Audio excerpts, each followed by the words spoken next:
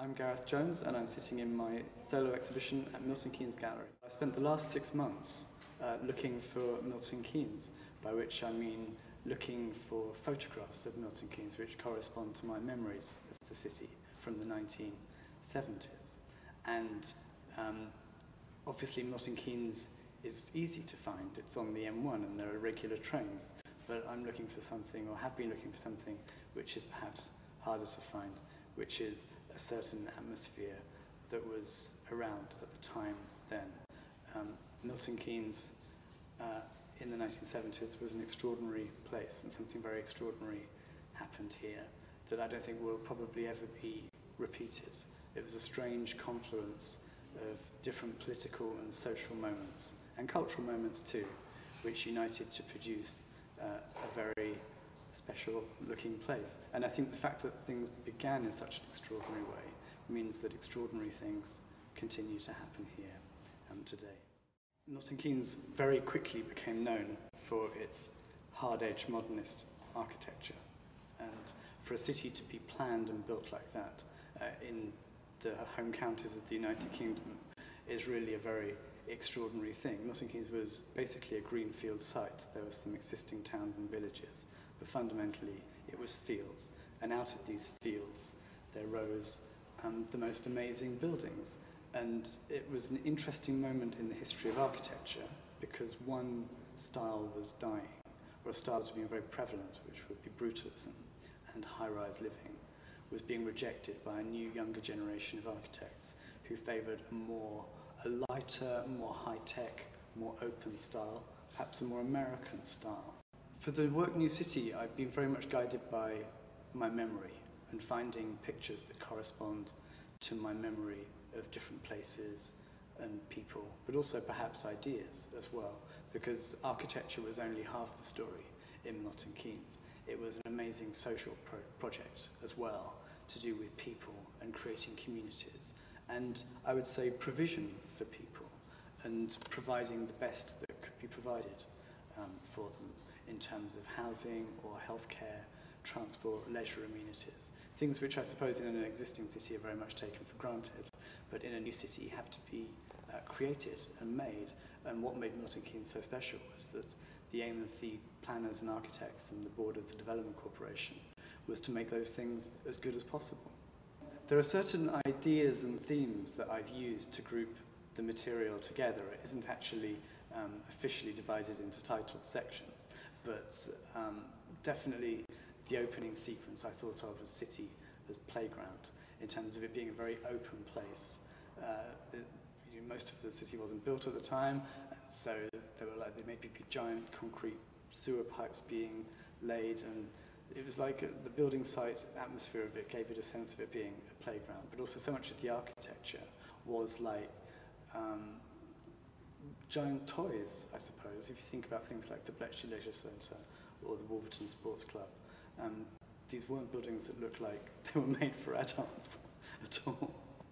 Architecture was only half the story in Milton Keynes, because social development was such an important part of it, because you can make great homes for people, but people also have to then make communities and have to get together and do things. And that's definitely one of the ways in which art was used at the beginning in Milton Keynes, was as a way to get people doing things, basically. There was an incredible amount of art, community art projects happening, and that might be from more famous examples like all the concrete sculpture here, or it might be painting underpasses, or it might be the craft workshops or the local workshops that estates had, where you could go along and make pottery or whatever. And so art was very much used in quite an instrumental way to help form communities.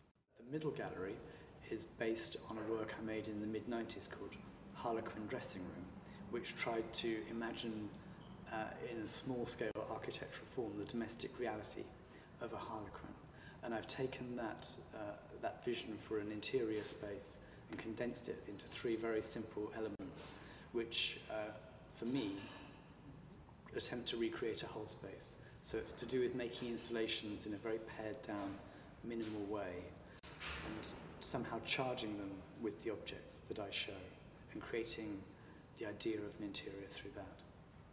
I had a memory of a sculpture in a field in Milton Keynes that I didn't know what it was or who it was by, but I knew it was at in the grounds of the Milton Keynes Development Corporation.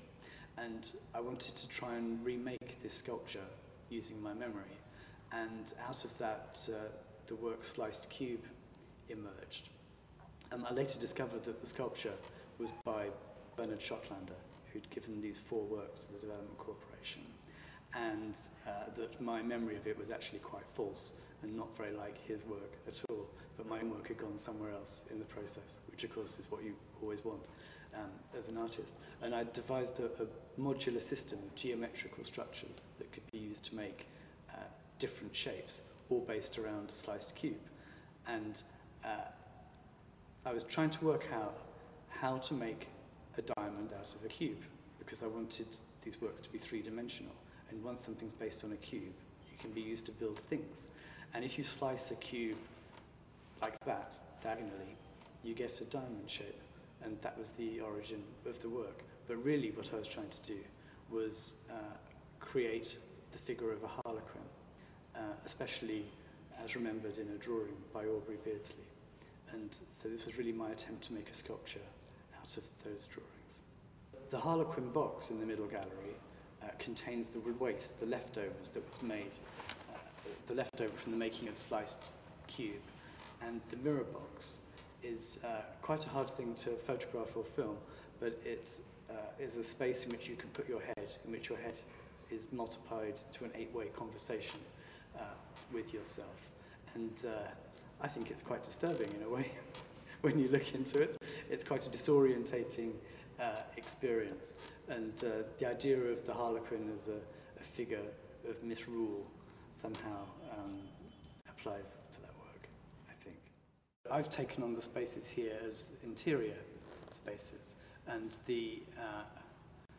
using the Harlequin dressing room model, or taking that as a starting point, I see that room as being a kind of boudoir, whereas the long gallery I can only describe as a ballroom because it's just so grand.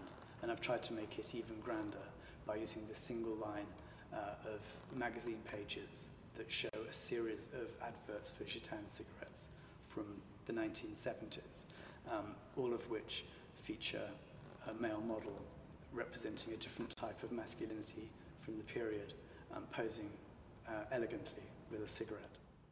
I'm not really particularly interested in the idea of content in terms of me putting a content into the work.